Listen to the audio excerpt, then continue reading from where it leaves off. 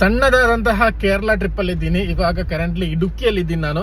ನನ್ನ ಮಲಯಾಳಂ ಚಾನಲ್ ನೋಡಿದ್ರೆ ನಿಮ್ಗೆ ಗೊತ್ತಾಗ್ಬೋದು. ಇಲ್ಲಿ ಇಡುಕಿಯಲ್ಲಿ ಕಾಡ್ಗಿಚ್ಚು ಬಿದ್ದಿದೆ. ಸೊ ಮನೆಗಳೆಲ್ಲ ಇವೆ ಅಲ್ಲಿ. ಮನೆ ಪಕ್ಕದಲ್ಲೇ ಕಾಡ್ಗಿಚ್ಚಿರುವಾಗ ನಾನು ಕೇಳಿದೆ, ಇಲ್ಲಿ ಕಾಡ್ಗಿಚ್ಚಾಗಿದೆ, ನೀವೇನ್ ಮಾಡ್ತೀರಾ, ಡೇಂಜರ್ ಅಲ್ವಾ, ನೀವೇನು ಫೋನ್ ಮಾಡಲ್ಲ, ಫೈರ್ ಫೋರ್ಸ್ಗೆಲ್ಲ ಫೋನ್ ಮಾಡಲ್ಲ ಅಂತ ಕೇಳಿದೆ.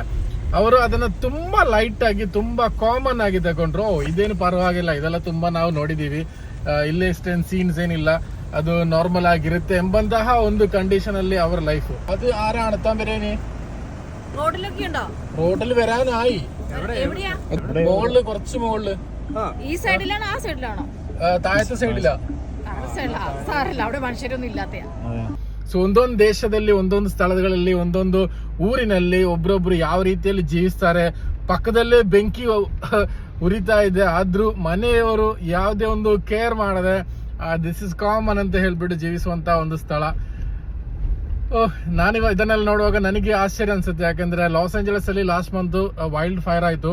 ಅದೆಷ್ಟೊಂದು ಅಪಘಾತಕಾರಿ, ಎಷ್ಟೊಂದು ಭೀಕರವಾಗಿತ್ತು ಅಂತ ನೀವೆಲ್ಲ ನ್ಯೂಸ್ ಅಲ್ಲಿ ನೋಡಿರ್ಬೋದು. ಸೊ ಅದೆಲ್ಲ ನಮಗೆ ನೆನಪು ಬರುತ್ತೆ, ನಮ್ಮೂರೆಲ್ಲ ಈ ತರ ಎಲ್ಲ ಏನು ಪ್ರಾಬ್ಲಮ್ಸ್ ಆಗಲ್ಲ ದೇವರ ದಯೆಯಿಂದ.